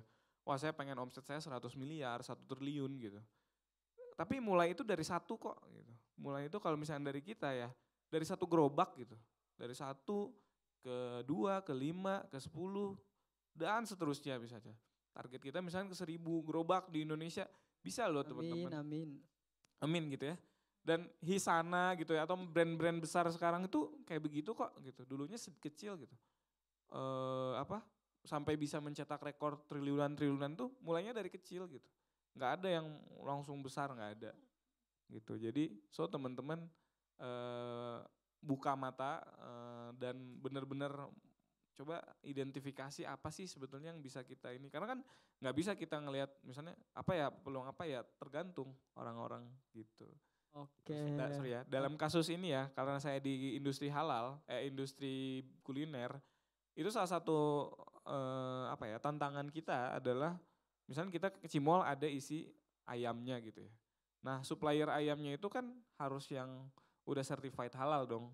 Nah itu tuh punya tantangan tersendiri yang halal harganya lebih mahal, yang nggak halal, yang belum itu lebih murah. Nah tinggal pilihan itu ada di kita, mau gimana, mau bener-bener serius ngurusin sertifikasi halal atau enggak gitu. Kalau nggak serius, kalau misalnya cuman ngikutin pragmatisme gitu ya, ini mah kalau saya nggak pakai yang halal itu lebih murah, lebih cuan, lebih apa, ya goodbye gitu. Makanya kan kita belajar di kampus itu idealisme ya, sehingga ketika kita udah besar itu, ya idealisme itu yang akan kita jalankan gitu. Contoh ya, saya mau coba Cimol isi beef gitu ya. Beef itu kan sapi ya. Ada yang nawarin harganya sekian gitu, murah banget lah. Saya tanya-tanya, ini beefnya dari mana? Ini sapinya dari mana? Dari India. Wah, India, setahu saya India kan tidak terhadap sapi ya. Ini kerbau ya. Dan setelah digali-gali ternyata, ini kerbau gitu. Banyak sekali sebetulnya hal-hal kayak begitu. Emang konsumen mah nggak tahu Pak, udah banyaknya restoran-restoran di Bandung, mau itu makanan bakso mau itu Padang banyak Pak yang pakai kerbau tapi bilangnya sapi. Nah kan kita nggak kayak begitu kan. Nah itu akhirnya idealisme dipertaruhkan gitu. Itu sih. Oke, luar biasa. Kang Syahid fokus utamanya ke apa yang dekat dengan kita begitu. Bagi yang teman-teman suka jajan, ya jangan cuma suka jajan, tapi jadikan itu sebagai tadi pemantik, biar yang suka makan cimol, gimana caranya biar cimol itu bisa aku nikmati dengan cara aku sendiri gitu. Aku coba tambahkan ini dan seterusnya gitu. Akhirnya jangka panjangnya bisa jadi bisnis sendiri malah. Bagi yang suka fashion, yang suka beli baju baru dan seterusnya, coba berkreasi. Kira-kira bikin desain baju bagaimana ya, kira-kira aku lebih cocok bagaimana lah, bisa masuk ke fashion juga. Oke, selanjutnya dari Kak Mega ini, bagaimana dari pandangan Kak Mega melihat tadi? Oke, terima kasih. Jadi tadi kata Kang Yusuf berbicara manfaatkan teknologi, ini udah jelas nih, teman-teman udah diarahin, sudah sangat bagus. Nah, menurutnya Kang Syahid juga mengatakan bisnis itu tergantung apa yang kita tekuni, apa yang kita sukain, apa yang kita rasakan. Betul, kalau dalam teoritis kedosenan ya. Jadi teoritis kedosenan, kalau kita suka makan, kita mau bisnisin bisa. Kalau kita suka style, kita mau bisnisin bisa. Bisnis fashion saya, awalnya itu adalah plek laki-laki. Jadi bagaimana laki-laki kita set menjadi orang yang kalau dia lemas jalan, kalau kita pakai produk Zeno itu nama anak saya yang kedua. Produk Zeno dia tetap gagah dan pede gitu. Nah itu kita set. Jadi memang tergantung daripada inovasi ya yang dikatakan tadi Mas Gali. Seiring berjalannya itu kita ngelihat perempuan butuh produk Zeno.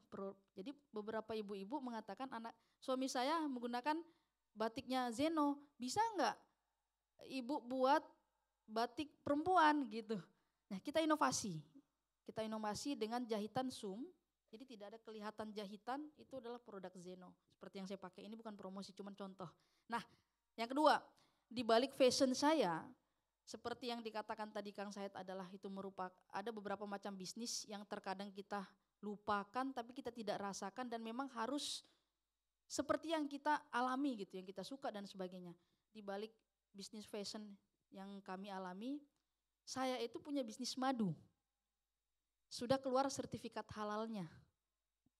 Madu ini berawal dari, ini sejarahnya. Sebenarnya madu ini bukan kita sukain. Madu orang semua suka ya, tapi tidak intens. Cuman petani-petani di Bima itu kalau panen selalu mengirim ke rumah. Kebetulan suami saya orang Bima. Selalu bawa ke rumah sampai 5 botol. Saya berpikir 5 botol diminum dalam 1 tahun ini tidak habis. Akhirnya saya coba pulang ke Bima, orang-orang petani-petani ini saya kumpulkan. Saya tanya, Bapak kapan panen madunya tuh kapan? Dan madu ini diternak atau liar? Katanya liar, di hutan kami masuk. Saya kumpulkan, Pak kalau Bapak punya madu, saya ngambil 1 rumah warga untuk menjadi tempat jual beli madu. Bapak punya madu, Bapak jual madu Bapak di sini, berapapun harganya kami beli. Jadi konsepnya adalah pemberdayaan ekonomi petani. Sehingga kami tidak banyak untung. Keuntungan itu kami putar untuk membeli botol. Madu-madu yang kami dapatkan tidak lagi kami pasarkan. Karena kenapa? Sudah diambil 5 pesantren di Jakarta. Jadi kalau sudah sampai, madu itu dikirim lewat mobil. Sampai di Pulau Gebang, pesantren sudah pada telepon. Jadi kami tidak pasarkan lagi madu itu. Karena kenapa? Sudah habis di tempat, belum sampai di rumah saya. Di rumah saya itu cuma jerigen 1. Saya bilang, sisa ini, iya Bu, sudah diambil pesantren. Baru pesantren berurusan soal pembayaran dan sebagainya. Jadi ini berawal bukan persoalan kita suka madu, tapi persoalannya adalah pemberdayaan ekonomi petani.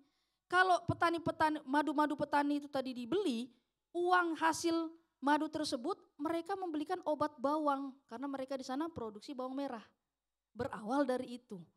Jadi saya berpikir kalau sampai 20 kilo madu yang ini berapa mereka dapatkan dan mereka beli obat bawang berapa? Itu saya kalkulasi. Wah jadi kita waktu 2 tahun yang lalu kita banjir tuh madu sampai di rumah banyak sekali. Dan di situ pasarnya memang tidak ada, belum ada dan kita kewalahan. Akhirnya kita harus kerjasama, kita buatkan sertifikat halalnya dan pemerintah juga ngambil, disitulah baru bisa berjalan. Sampai saat ini kita tidak bisa promosi lebih kuat karena baru sampai udah habis. Nah ini ya maksudnya berawal dari pemberdayaan ekonomi petani. Kalau mereka berdaya, kalau mereka tadi berdaya, masyarakat di sekelilingnya juga kan lebih bagus gitu. Artinya kita sebagai penggiat ekonomi syariah, selain memang memikirkan bahwa bisnis itu adalah membuka lapangan pekerjaan, menghidupkan sosial masyarakat, kita juga memikirkan tentang bagaimana menjadi seorang ekonom yang bermanfaat gitu. Jadi kalau kita bilang petani harus sejahtera, bermulai dari hal kecil. Jadi bisnis itu bisa saja seperti itu. Jadi bukan persoalan bahwa, betul apa kata Kang saya tadi, setiap lini industri itu ada modelnya, ada bisnisnya, inovasinya yang kita kurang. Nah caranya seperti apa? Ngelihat pasarnya.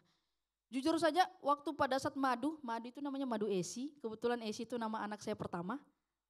Jadi kita coba, itu tidak ada sama sekali pasarnya, tapi kita kumpulkan aja dulu. Saya sholat, saya ngomong ya Allah, saya sedang berjuang untuk mempertahankan ekonomi petani di sana.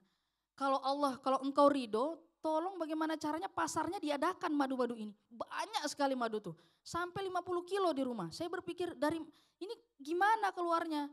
Ternyata 2 hari kemudian Allah itu mendatangkan seorang ustadz yang memang madu sebelumnya kita promosikan ke kementerian-kementerian dan akhirnya ada dari pesantren langsung telepon. Habis di hari itu. Allah meridhoi petani-petani itu untuk berdaya ternyata. Jadi memang bisnis itu tidak hanya berbicara keuntungan kita saja. Kalau keuntungan kita saja jujur saja langsung habis. Saya pernah lakukan itu. Ternyata memang ilmu syariah jika tidak dipakai pada saat bisnis memang kurang berkah. Seperti itu pengalaman kami. Masya Allah, luar biasa. Tepuk tangan buat 3 pembicara kita. Oke, kalau dari Kak Mega yang ditekankan itu tadi ke sosiopreneurnya tadi, gimana kita bisa memberdayakan para pelaku bisnis. Kemudian tadi poinnya adalah bukan cuma cuan, tapi keberkahan. Oke, lanjut ya, karena kita terbatas, kita langsung masuk ke sesi Q&A begitu. Bagi kawan-kawan yang ada pertanyaan, bisa langsung diajukan dan kita batasi hanya untuk 3 orang penanya. Oke, tangan di bawah dulu. Oke. Jadi nanti bagian depan, tengah sama belakang gitu ya. 3 penanya. Yang mau bertanya, yang pertama silakan angkat tangan. Wah, Masya Allah. Ulangi. Saya hitung 3 ya. 1, belum. 1, 2, 3. Oke, yang baris, yang itu tadi. Ya, belakangnya. Formatnya silakan memperkenalkan diri dulu, dari mana asal kampusnya, kemudian kalau misal memang punya bisnis bisa disampaikan bisnisnya. Dan mohon lebih singkat, padat, dan jangan terlalu lama ya pertanyaannya. Baik, Assalamualaikum warahmatullahi wabarakatuh. Perkenalkan, nama saya Sofman Nafisa dari Universitas Pamulang. Kebetulan saya jurusan di Ekonomi Syariah. Izin bertanya Bapak Ibu, kebetulan saya sedang menjalankan bisnis di Wirausaha Kemerdekaan yang diselenggarakan oleh MBKM Kampus Merdeka di Universitas Multimedia Nusantara. Ibu Bapak ingin bertanya, bagaimana sih Ibu Bapak itu menyeimbangkan inovasi dengan stabilitas dalam pengembangan bisnisnya Ibu? Itu sih mungkin yang saya tanyakan. Kan kebetulan kalau misalkan bisnis itu pasti ada turun naiknya ya Kak. Jadi saya ingin menanyakan hal itu Ibu. Kemudian untuk menutup saya ingin promosi produk ya boleh Bu?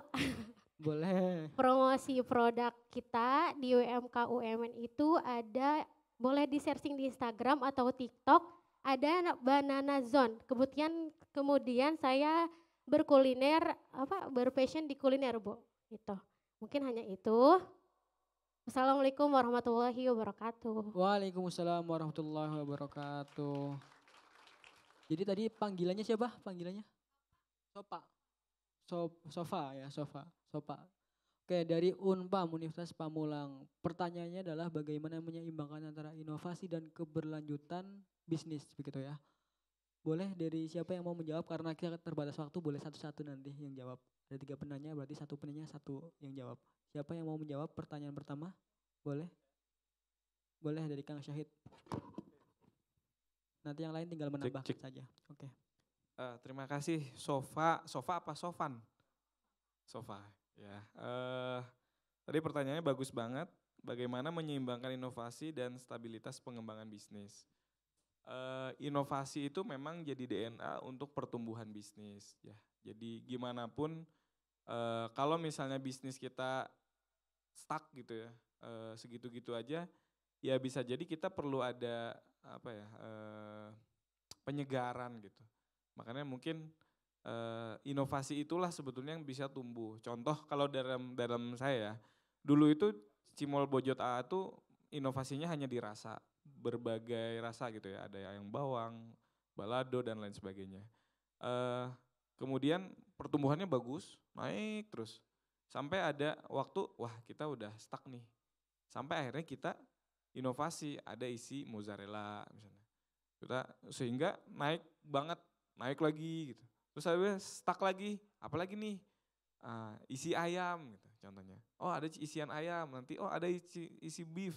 Nah cuman memang waktunya jangan terlalu terus-terusan, maksudnya bisa jadi ya setahun tuh satu gitu. Sehingga orang tuh nyobain dulu tergila-gila dulu gitu ya. Wah ini sekali nyoba orang ketagihan, itu bikin produk yang memang amazing gitu.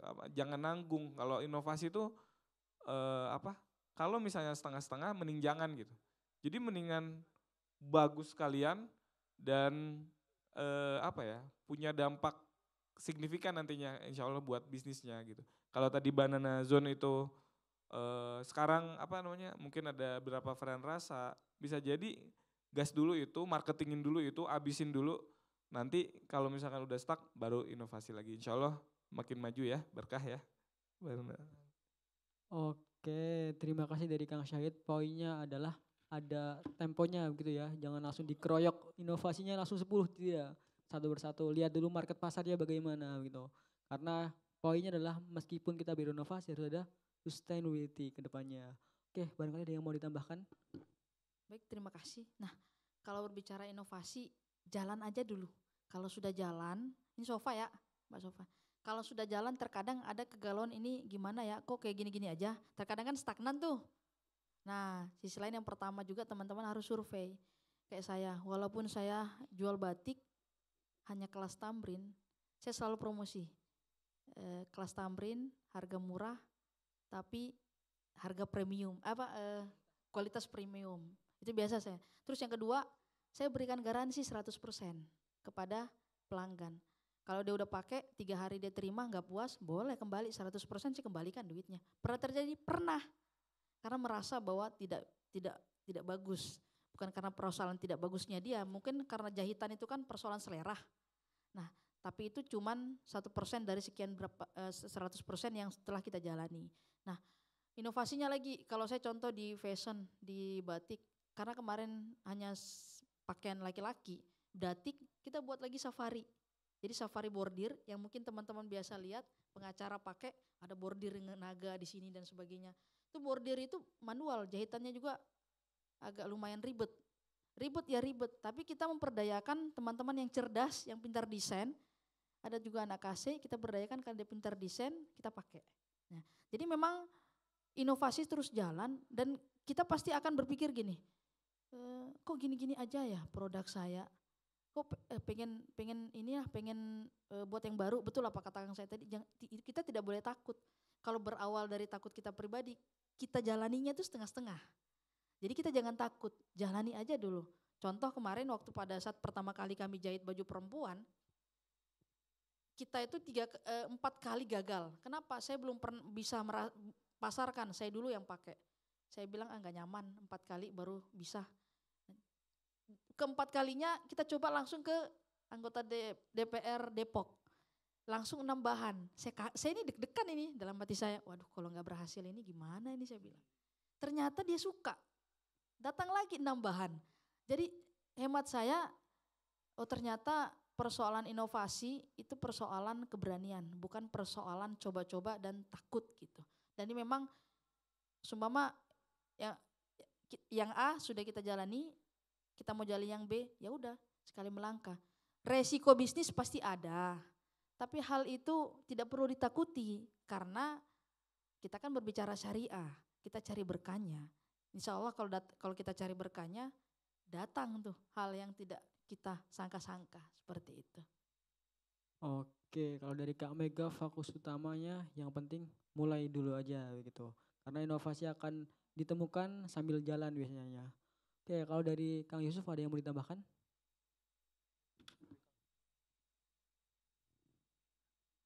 Kalau dari saya sedikit aja. Yang pertama itu lihat industrinya. Perkembangannya industrinya seperti apa. Yang kedua konsumen. Kita jangan terlalu fokus terus aja. Kita ini sebagai pengusaha bikin X, tapi konsumennya nggak dilihat. Konsumennya lagi suka apa nih? Katakan Syahid, oh sekarang kalau kuliner lagi suka namanya pakai mozzarella. Nah kita melek, konsumen suka mozzarella, di sana kita ikut. Kita juga lihat industrinya gimana. Industrinya misalkan packaging kayak gimana yang lucu. Nah tambahkan juga sama hal itu. plus marketing, brand marketingnya juga sama. Mungkin tadi juga sedikit membahas soal perkembangan marketing. Kita sudah di era 5.0. Nah itu panjang lagi gitu ya. Posisi baca lagi. 1.0 itu apa, 2.0 apa, 3.0, 4.0 sampai 5.0 itu apa. Dilihat perkembangannya seperti apa. Itu inovasi dan bisa berkelanjutan, bisa sampai kita bakal bisa stabil kalau kita melek sampai sana. Jadi konsumennya, industrinya, dan perkembangan marketingnya dicek. Oke, terima kasih Kang Yusuf atas tambahannya. Kita harus lihat dulu industrinya apa gitu ya, biar tidak salah inovasi. Oke, lanjut penanya kedua. 1, 2, 3. Pojok sana. Pojok.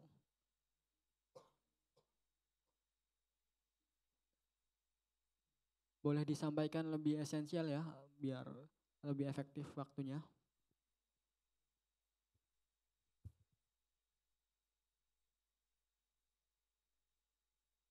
Bismillah, Assalamualaikum warahmatullahi wabarakatuh. Waalaikumsalam warahmatullahi wabarakatuh. Perkenalkan, nama saya Muhammad Amir Nyudillah dari KCISEF. Di sini saya ingin bertanya. Oh, sebelum itu saya ingin pantun dulu nih. Kucing berlari mencari makan. Cakep. Sungguh keren materi tadi. Izinkan saya memberi pertanyaan. Siap, silakan. Tafadhol, masykuran. Di sini saya ingin bertanya terkait untuk semuanya sih. Jadi kan di sini kakak dan akang itu pebisnis ya. Nah, setiap pebisnis itu pasti pernah mengalami yang namanya kegagalan. Dan saya ingin bertanya, bagaimana cara meyakinkan diri untuk menghadapi kegagalan tersebut? Yang saya maksud itu kegagalan yang tidak berpikir untuk seperti misalkan gagal nih. Nah, dia ingin menciptakan inovasi terbaru, bukan yang itu, tapi kegagalan yang seperti kayak kita tuh tidak ingin melanjutkan kembali gitu, kayak sudahlah, kayak bisnis ini gak usah dilanjutkan lagi gitu. Jadi kayak merasa ngapain sih bisnis gini? Nah, itu cara kayak membangkitkan atau meyakinkan diri sendiri untuk lanjut berbisnis tuh gimana? Oke, terima kasih ya Amir atas pertanyaannya. Nah, saya tutup lagi dengan pantun lagi. Oke, nanti saya juga pantun juga di akhir. Hiu berenang memantau ikan. Cakep. Maaf jika ada yang kurang, itu saja dari saya, sekian. Siap. Oke, terima kasih tepuk tangan untuk Amir. Oke, tadi fokus pertanyaannya Amir adalah terkait kegagalan. Gimana nih biar bisa bangkit dari kegagalan atau mungkin intinya biar kita nggak hopeless gitu. Biasanya kalau udah sekali gagal langsung ya udahlah passionku bukan di bisnis, aku ke yang lain aja lah gitu. Boleh dijawab dari siapa dulu? Dari Kang Yusuf. Menarik nih. Ini saya pernah bikin status soal konsep kegagalan. Dicatat baik-baik ya kawan-kawan. Ini status saya, ini saya jujur saya pernah merasa gagal. Saya pernah gagal dan pernah merasa gagal dalam hidup. Tapi kegagalan yang paling saya sesali adalah saya tidak pernah mencoba. Ketika saya tidak pernah mencoba, artinya saya sudah 100 gagal. 100% saya gagal. Tapi ketika saya mencoba, berarti ada peluang 50% berhasil, 50% gagal. Yang artinya teman-teman, di era teman-teman sendiri gitu ya, perbanyak namanya uji coba, A/B testing. Karena mungkin ada potensi 50% itu yang akan menjadi keberhasilan teman-teman. Dan kedua, jangan pernah selalu mendengar kisah sukses seseorang. Bahaya ternyata, bahaya. Betul, itu bahaya. Tapi dengarkan kisah gagalnya seorang pengusaha. Dan itu jadikan sebagai motivasi kalian. Saya nggak boleh seperti itu. Nah, jadi saya harapkan teman-teman cari informasi kegagalan apa juga yang pernah kita dapatkan. Ya. Terus ini ada sedikit nih ya, sebuah quote saya gitu ya. Pernah sadar gak kita ketemu takut gagal. Saat itu pula kamu mulai berhenti mencoba, maka 100% kamu memang sudah gagal. Tapi setidaknya kita mencoba dengan meyakini terlebih dahulu usaha yang dilakukan membuang jauh-jauh rasa takut, setidaknya kamu sudah mempunyai peluang 5% untuk gagal. Semua orang sukses bukan mereka yang berjuang di zona nyaman. Tapi mereka yang berani masuk ke medan pertempuran dan tidak pernah berhenti mencoba walaupun sekali gagal. Orang sukses bukan telur yang tidak ketika dibentur kemudian hancur. Tapi orang sukses itu adalah bola yang ketika terbentur mereka akan bounce, memantul lebih tinggi dan berjuang lebih keras. Gitu. Jadi kalian mau tipe seorang pengusaha apa? Mau jadi seorang telur atau mau jadi bola? Ya, kalau kalian telur, ketika ada musibah, ada kegagalan, timpa langsung, das, telurnya dia apa? Pecah. Tapi kalau bola, ketika timpa musibah, ketika dia lempar, das, dia apa? Dia memantul ke atas. Nah, silakan dicoba. Luar biasa. Milih apa nih? Jadi telur atau bola? Silakan dipilih masing-masing. Oke. Setiap kita punya jatah gagal, maka habiskan jatah gagal itu. Oke, lanjut dari Kang Syahid atau Kak Bega ada tambahan? Kita ini bukan avatar yang Wis, mampu avatar. mengendalikan banyak elemen. Ya enggak? Bukan avatar Kita ya. ini manusia hanya satu. Tugas kita di dunia ini adalah pengendalian rasa. Pengendalian rasa malas, rasa sedih. Yang mampu kendalikan tuh kita, bukan orang lain. Pada saat kita gagal, yang mampu bangkit itu kita. Kalau tadi Kang Yusuf mengatakan bahwa kita banyak-banyak melihat video orang-orang yang gagal terus bangkit, itu salah satu cara. Tapi bagaimana caranya kita mampu melihat video, buka YouTube, ketik aja sulit kalau tidak ada rasa semangat dalam hati kita. Ya enggak? Jadi hidup kita ini hanya satu, hanya persoalan pengendalian rasa. Rasa malas, rasa cinta, rasa ngantuk ketika kita terima materi. Yang bisa kendalikan rasa ngantuk siapa? Kita, bukan orang lain. Kita sampai di sini rasa apa? Rasa ingin tahu apa itu I-Save, iya enggak? Jadi persoalan gagal itu adalah persoalan pengendalian rasa. Jangan ikuti avatar, kita enggak mampu. Karena avatar itu oke, rindu itu berat, rasa ini adalah milik kita, oke? Itu adalah penutup dari saya. Oke, luar biasa, full quote sampai bingung nyatetnya gimana ini. Luar biasa. Oke, karena kita terbatas, sepertinya sesi tanya jawab kita cukupkan ya, mohon maaf teman-teman. Kita terbatas, setelah ini akan digunakan lagi gedungnya. Tadi sudah sangat banyak insight yang kita dapatkan, sampai saya pribadi sebagai moderator ngerekam nih, walaupun sudah ada video mungkin ya. Mencatat sudah tidak mampu begitu ya. Setiap kata-kata yang keluar adalah kata-kata motivasi, quotes. Semoga bukan hanya sebatas quotes yang kita dengar, tapi yang bisa kita jadikan pegangan untuk implementasikan. Selanjutnya sebagai penutup kita minta closing statement singkat dari pembicara. Dimulai dari Kang Syahid dulu boleh.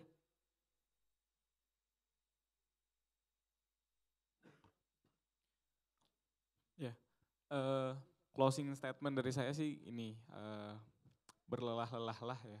Manisnya hidup akan terasa setelah lelah berjuang. Jadi teman-teman lagi mahasiswa, do the best di akademiknya. Kalau misalnya lagi bisnis, do the best, fokus, gagal biasa, santai aja, nggak usah jadi beban gitu ya. Jadi apa ya, insya Allah teman-teman kalau memang, ya saya yakin lah datang ke sini pengen jadi pengusaha gitu ya. Ya mudah-mudahan saya doain teman-teman di sini jadi konglomerat ya, Amin. yang tetap membumi gitu, yang punya sosial intelligence yang tinggi, jiwa yang murah hati, dermawan, sehingga kita pengen Indonesia ini ya dirasakan untuk semua pihak ya, nggak cuman orang-orang yang menyembah ilmu pendidikan tinggi gitu. Nah, jadi please teman-teman, ketika nanti kalian jadi apapun, lihat sekitar, bantu sekitar, itu yang bikin kalian beda dari yang lain gitu. Oke, luar biasa. Oke, dari Kang Syahid ya, tepuk tangan untuk Kang Syahid. Lanjut nih dari Kang Yusuf. Kalau dari saya teman-teman silakan sekali lagi berjuang sama saya juga. Pengusaha itu sulit. Iya, tapi pengangguran juga lebih sulit. Betul, fakta itu. Ya, kita semua harus punya value. Saya punya motivasi diri saya untuk terus move on. Gimana caranya? Saya harus bisa terus berjalan. Saya punya moto hidup yaitu malas tertindas, lambat tertinggal, berhenti mati. Kalian mau jadi orang malas, siap-siap ditindas. Kalian lambat, siap-siap jadi orang tertinggal. Apalagi di era teknologi ini, siapa yang tidak mampu beradaptasi, mampu mengikuti, dia akan cepat tertinggal. Berhenti, mati. Artinya kita diam, akhirnya sudah selesai. Jangan pernah menyesal ketika ada teman-teman punya mimpi, saya pengen punya ini, lalu ada orang lain yang lebih cepat mengeksekusinya, dan teman-teman hanya bilang dalam hati, itu pernah saya mimpikan, tapi kok orang lain bisa ya sukses, dan akhirnya mimpi kalian hanya jadi bayangan semu. Itu aja. Luar biasa, tepuk tangan untuk Kang Yusuf. Malas tertindas, lambat tertinggal dan berhenti mati. Terakhir sebagai pamungkas dari Kak Mega, nih closing statement dari Kak Mega. Singkat saja boleh. Nanti saya tutup dengan pantun lah. Hidup ini kita sendiri yang tentukan. Mau jadi pemenang atau menjadi seorang yang kalah dalam setiap kompetisi, baik kompetisi hidup maupun kompetisi dalam olimpiade dan sebagainya. Jadi buktikan kepada mereka yang pernah meremehkan.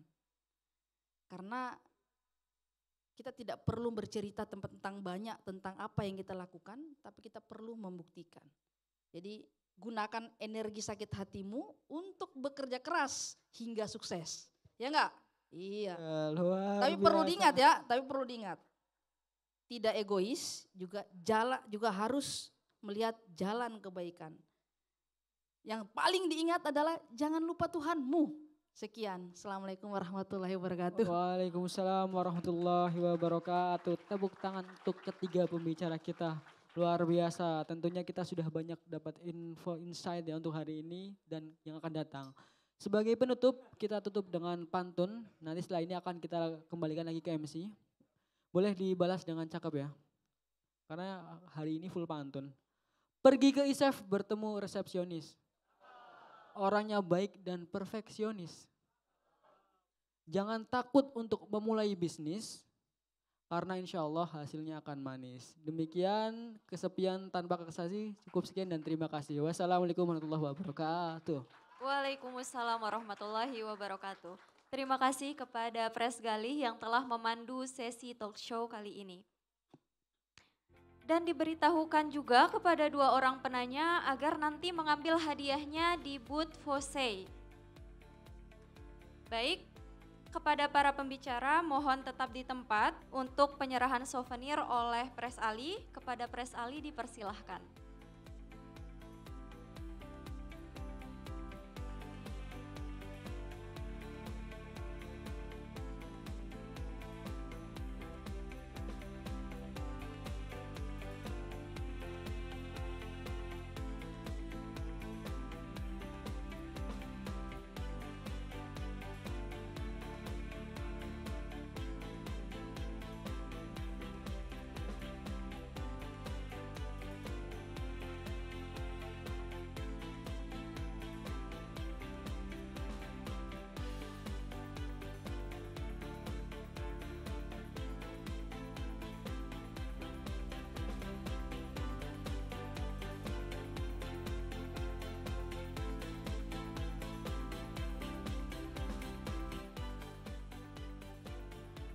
Pres Ali mohon tetap di panggung untuk melakukan foto bersama.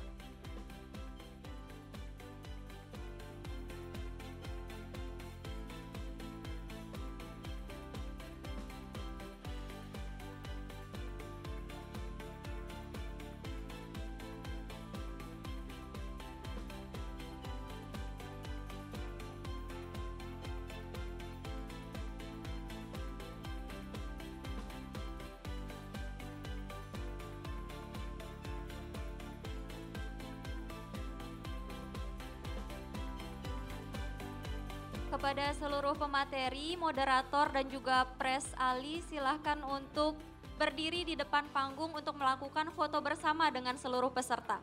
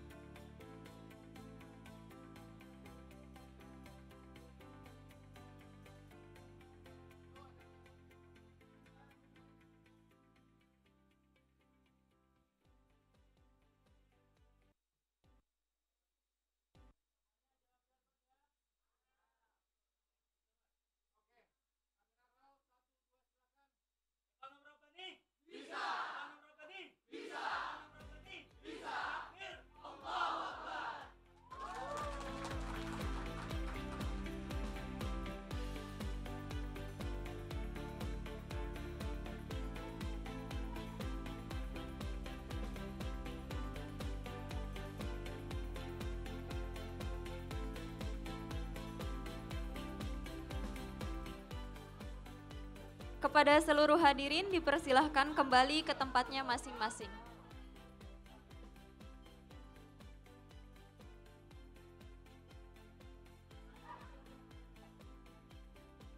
Kepada seluruh hadirin dipersilakan untuk duduk kembali di tempatnya masing-masing.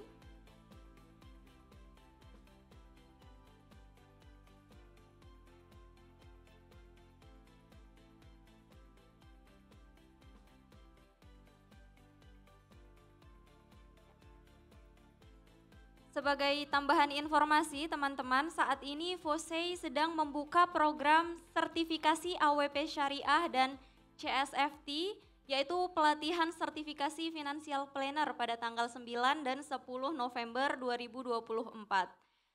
Dan harga spesial diberikan kepada anggota serta alumni FOSEI, jadi bagi yang berminat bisa cek dan daftar langsung di Instagram FOSEI @FOSEINasional.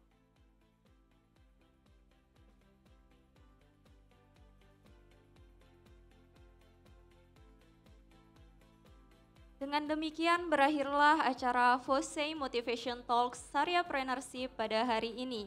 Kami ucapkan terima kasih kepada seluruh pembicara, moderator, dan para peserta yang telah hadir dan berpartisipasi dengan aktif. Semoga dengan acara ini dapat membawa manfaat dan menjadi inspirasi untuk kita semua dalam mengembangkan kewirausahaan syariah di Indonesia.